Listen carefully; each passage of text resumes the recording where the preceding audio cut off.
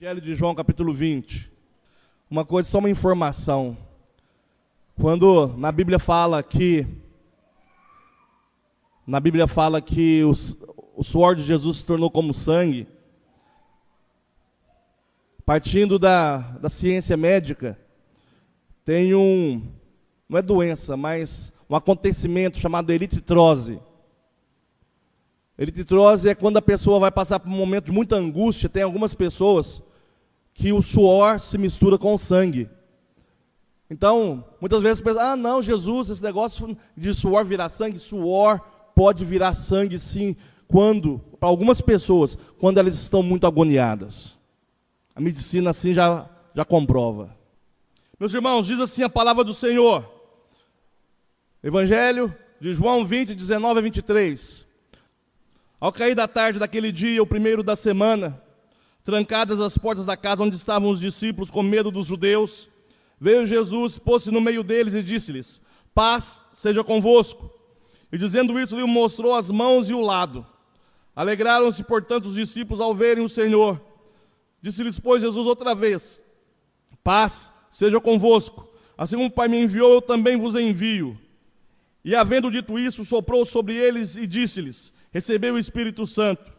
Se de alguns perdoardes os pecados, são-lhes perdoados. Se lhes retiverdes, são retidos. Oremos. Senhor, nosso Deus e Pai, a Tua palavra cantada, lida e agora pregada, Senhor, está entre nós. Eu te peço em nome de Jesus que esse complemento, que uma complete a outra, de tal forma que sejamos edificados. No nome do Senhor Jesus. Amém.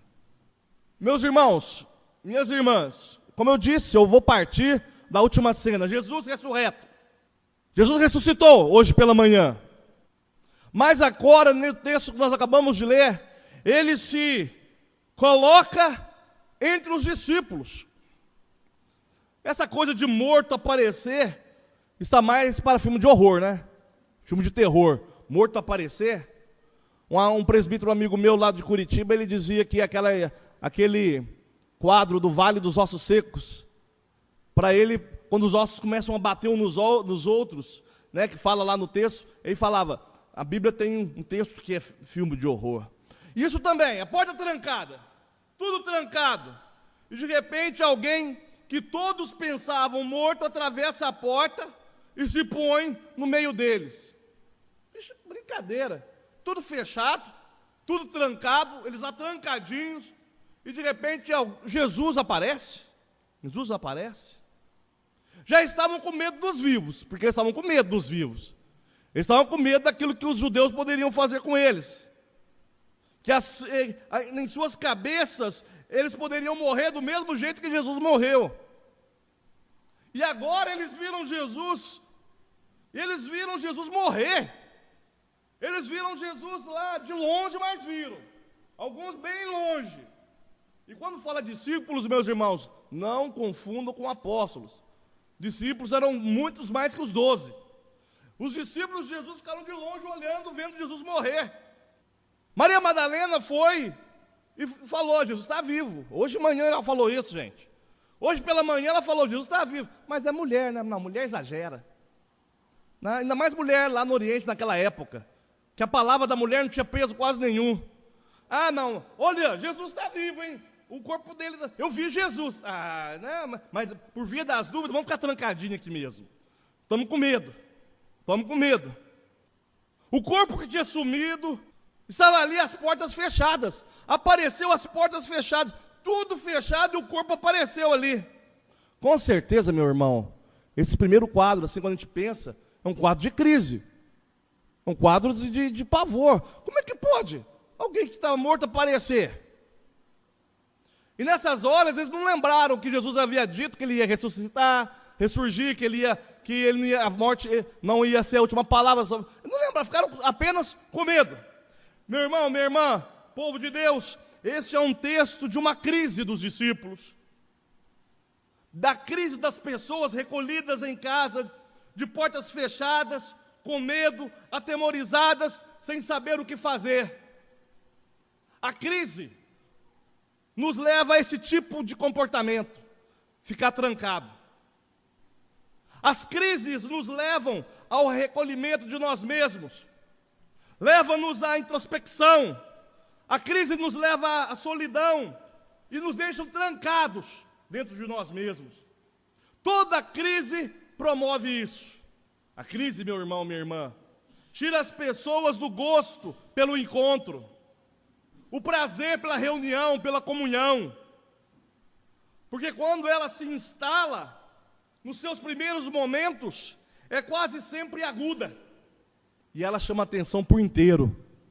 Ela nos chama atenção por inteiro. E tudo, à nossa volta, parece deixar de existir, de ter importância. O que importa é a nossa crise.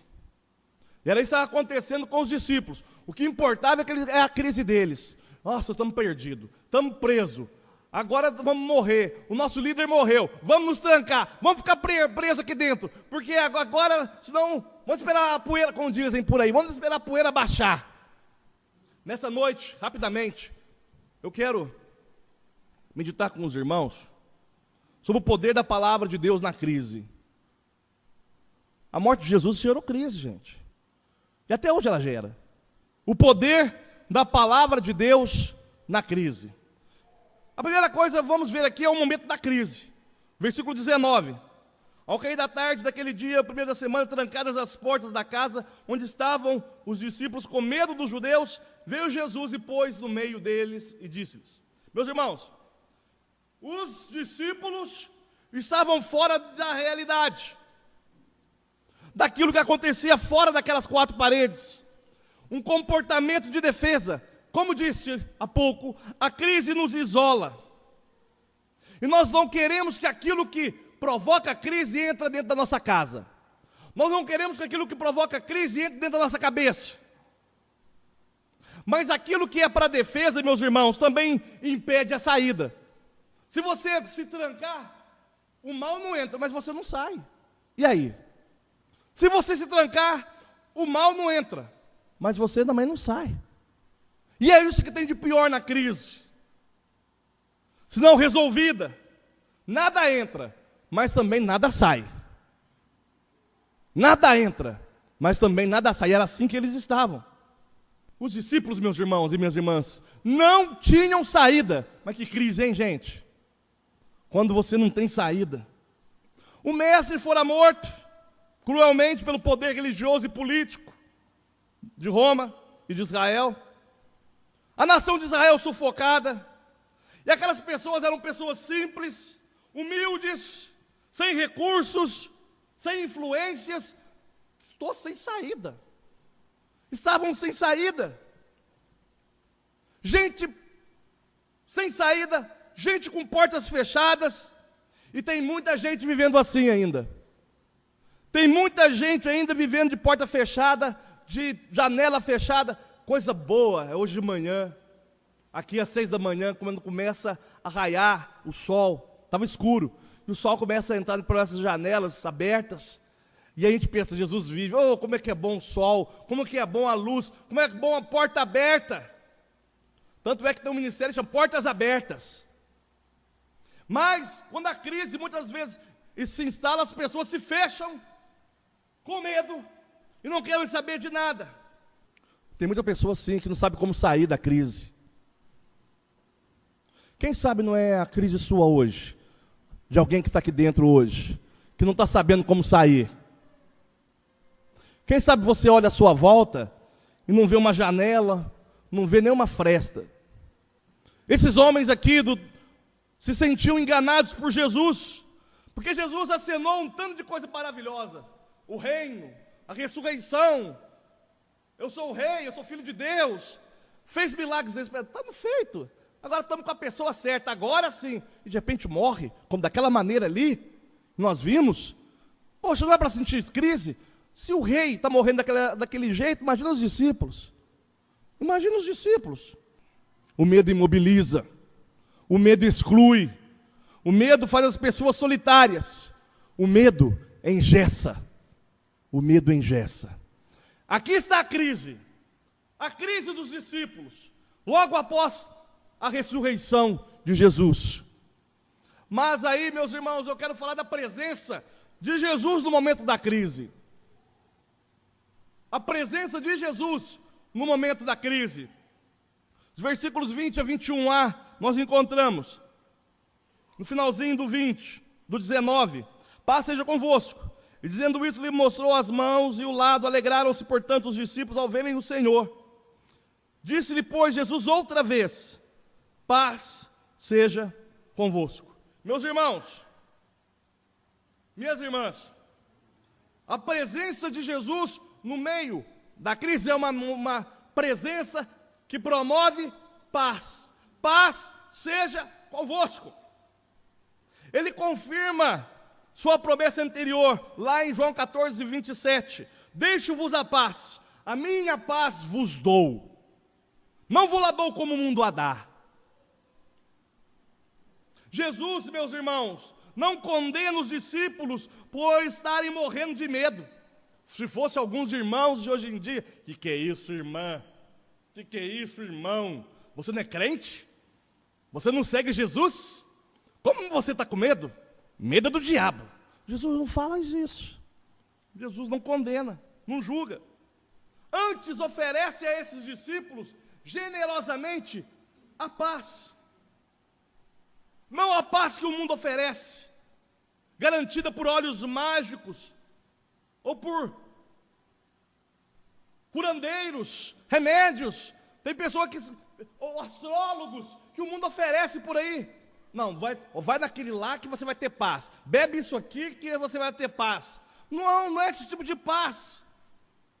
No plano pessoal, ou por tratadas negociadas pela força, ou por armamentos mortíferos que alguns nos países mais poderosos infligem nos outros. Vai ter paz. Gente, vamos estar orando, porque está um burburinho lá no Oriente entre Estados Unidos, Coreia do Norte, Coreia do Sul e Japão. O negócio lá tá branco, para não falar outra coisa. O negócio lá tá difícil, sabe? Tá tendo muita... Desculpe. Olhei para o Laertes, eu pensei no branco, né? Falei, é isso mesmo. O negócio lá tá Laertes. Sabe, gente, por quê? Porque estão falando de guerra, e guerra nuclear. Falando de guerra e de guerra nuclear. Naquele momento. E aí vem os Estados Unidos e fala, não, vai ter paz. Por quê? Porque tem mais armamento. O medo que perturbava os discípulos pode ser sentido também como dor provocada pela injustiça da condenação do seu Senhor. Viram o que fizeram com Jesus? Pelo menos é uma imagem, uma projeção daquilo que fizeram com Jesus. Gente, se eu vejo alguém querido, alguém que eu sigo, morrendo daquela maneira, apanhando daquela maneira, como é que eu não vou ficar com medo? Opa, pode ser. Muitos abandonam a fé. Em muitos daqueles discípulos era mais que saudade a dor. Era uma dor de raiva, de mágoa. Eles estavam desolados, eles estavam se sentindo... Jesus falou de tantas coisas e agora eu estou aqui com o meu interior cheio de dúvidas, sem paz. E chega Jesus e fala, paz seja convosco. Meus irmãos,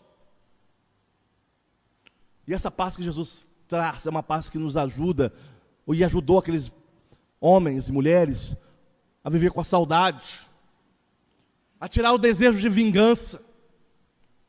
Se eles abrissem corações para receber a paz que Jesus portava, eles iriam adquirir uma forma de saber perdoar os ofensores, os perseguidores. Gente, eu torno a dizer, sabe por que nós estamos aqui? Sabe por que você está aqui? Um fato histórico, é porque muitos desses discípulos morreram em paz. Muitos desses discípulos apanharam igual Jesus, sofreram coisas piores até, mas morreram em paz. Iam cantando para a morte. Isso é fato histórico. Pagaram um preço para nós estarmos aqui nessa noite. Paz que o mundo não conhece. Meus irmãos e irmãs, eu faço uma pergunta à igreja. Quando Jesus fala que eu deixo a paz, o que nos tira a paz? A falta de perdão. O que nos tira a paz? nós queremos sermos justificados pelo jeito que nós vemos o mundo. E aí eu faço uma pergunta: nós vamos permitir que as nossas mágoas uns com os outros nos acompanhem até o túmulo? E permaneçam matando aos poucos aquele que nos magoaram, ou que nós os magoamos? Nós vamos para o túmulo com as mágoas que nós temos, que podemos ter uns dos outros, ou de uma igreja, uma situação. E assim os discípulos pensavam. Felizmente, meus irmãos e irmãs, mesmo com seus corações trancados, Jesus se apresentou diante deles com sua paz. Ainda hoje Ele nos oferece esta paz, que é um dom de Deus. Irmãos e irmãs, deixemos que essa paz nos alcance. Desejemos esta graça divina.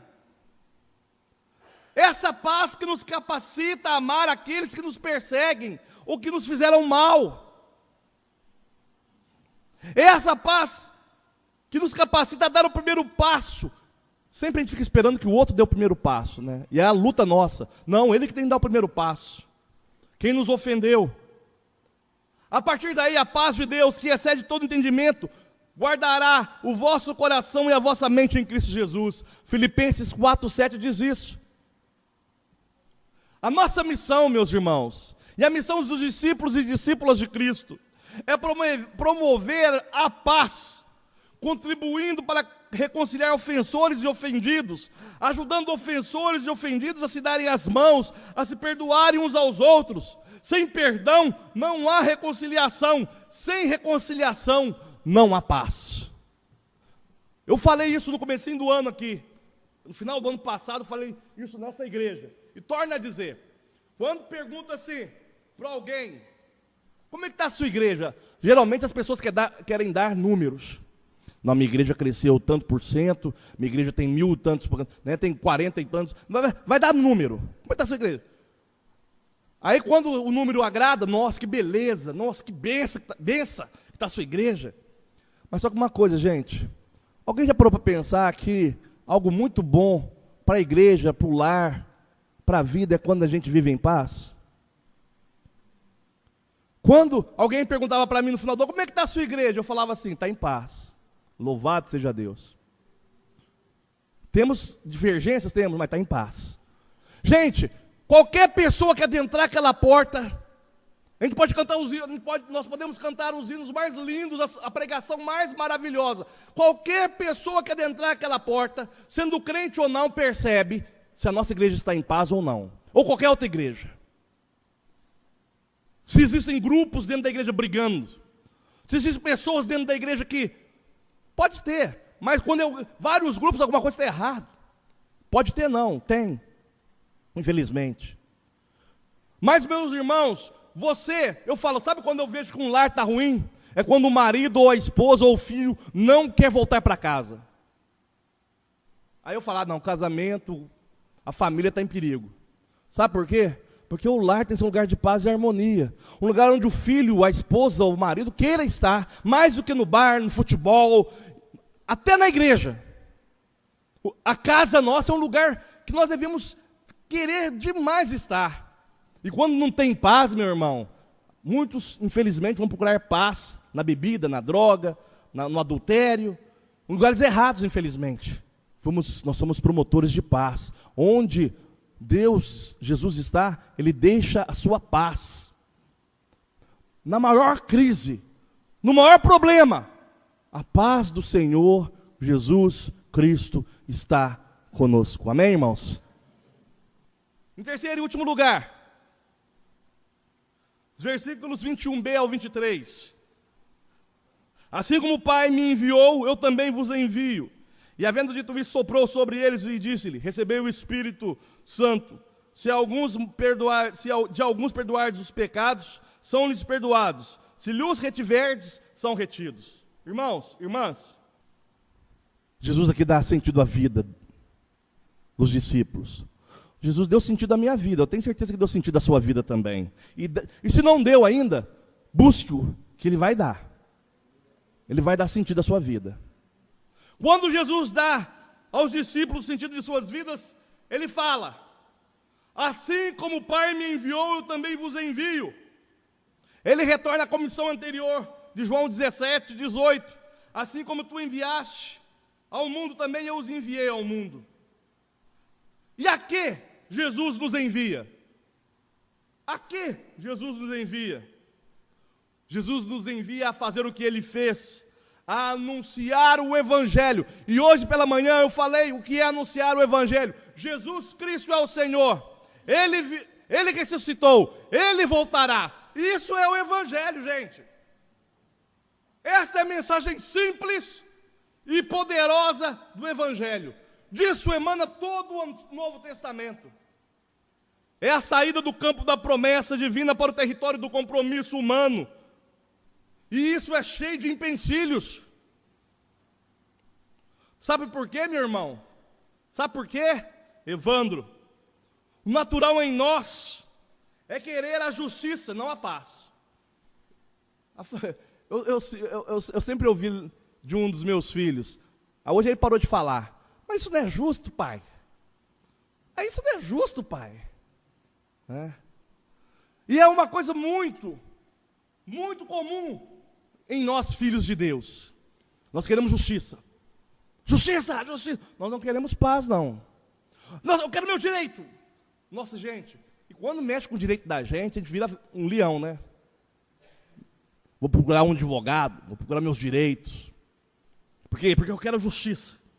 Eu quero justiça. E essa é a grande luta, né, Gabi? Em estudar direito e ver a Bíblia.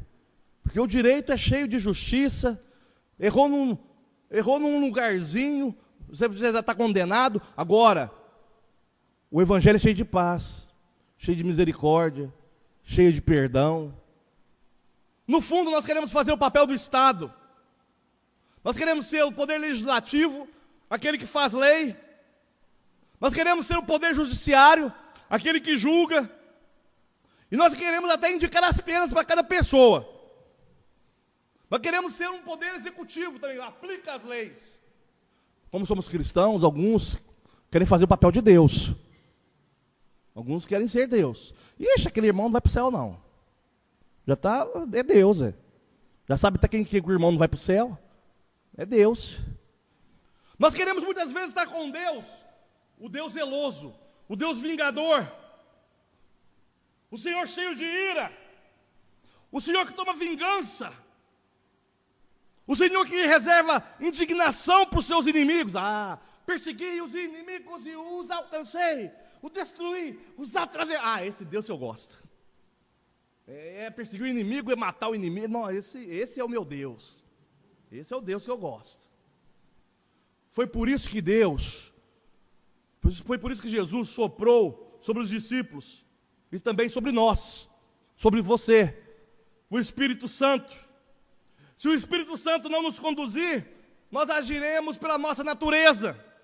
Quando alguém cometer uma injustiça para conosco, guardaremos e escaparemos, esperaremos um momento para que Deus nos vingue. Vai lá, Deus, vinga. Vinga lá. Estou esperando, hein? Estou esperando sua vingança, Deus. Porque aquele lá fez isso comigo? Vá, Deus, vai lá vingar. Eu não vou vingar não, mas o Senhor vai lá por mim, hein? O Senhor é bom em vingança. No entanto, meus irmãos, o Espírito nos pede para perdoar. O nosso Espírito quer justiça, mas o Espírito de Deus quer paz.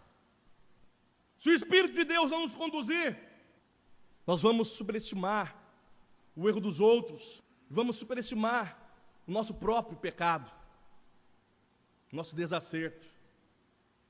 Nós não daremos atenção ao conselho do Espírito Santo, que nos lembra que nós também falhamos, não só o outro.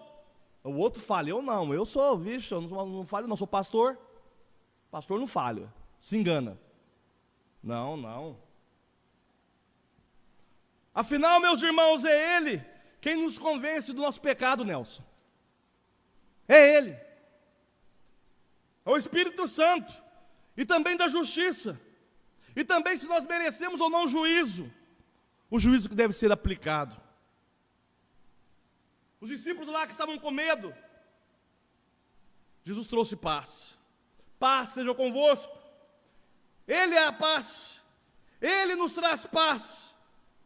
De modo que o medo paralisante não nos pertence. Medo faz parte, mas não o medo paralisante. O medo paralisante não pertence ao povo de Deus. Não precisamos ter medo de perdoar. Sabe por quê? Nós somos orgulhosos. Se eu perdoar, ele vai fazer de novo. Se eu perdoar, eu vou ser chamado de bobão, bobona. Aos desorientados discípulos, Jesus renovou a missão que lhes fora dada de ir por todo mundo, evangelizando paz. Assim como o Pai me enviou, eu também vos envio. Eu também vos envio. O que Ele faz, meus irmãos, é nos capacitar a perdoar. Porque essa é uma ação que não está em nós. Perdoar não é coisa nossa. As promessas que os pais fizeram aqui, por eles próprios, eles não vão conseguir. Pela força. É só através do Espírito Santo. Toda promessa que a gente faz, quem nos ajuda a cumprir é o Espírito Santo. Nós mesmos. Não somos capazes de ir ao mundo, não temos coragem de falar de Jesus para ninguém. É o Espírito Santo que capacita. Agora, cheios do Espírito Santo, não cheios de si mesmos, eles estavam capacitados para o exercício da sua missão, embaixadores do perdão e da paz. Concluindo essa mensagem, meus irmãos, paz seja contigo. Assim como o Pai me enviou, eu vos envio. Não é aqui dentro, é lá fora. É lá fora. Não é na solidão da vida, mas é na comunhão de todos à sua volta, com todos à sua volta. Não é no imobilismo da fé, mas é na sua dinâmica convicção. Onde você está? Você está trancado? Todo protegido? Achando bom? Que bom que eu estou aqui quietinho, ninguém me toca. Eu estou aqui protegido dentro dessas quatro paredes, dentro de mim mesmo, com a minha solidão. Mas também você não vai sair. Ficar trancado é para preso, é para bandido. Conhecereis a verdade e a verdade vos libertará. Temos que sair. Mas não de qualquer jeito. Não de qualquer jeito. Não sair decepcionado como os discípulos estavam. Não sair sem certeza. Mas sairmos sob a palavra de Jesus que diz, para você, meu irmão, você, minha irmã, que aqui à noite está, paz seja contigo, assim como o Pai me enviou, eu vos envio. Você é embaixador de paz e de perdão. Abra as portas, que Jesus não precisa atravessar a porta, que a porta do seu coração seja sempre aberta, para receber Jesus, o promotor, o doador da verdadeira paz. Amém.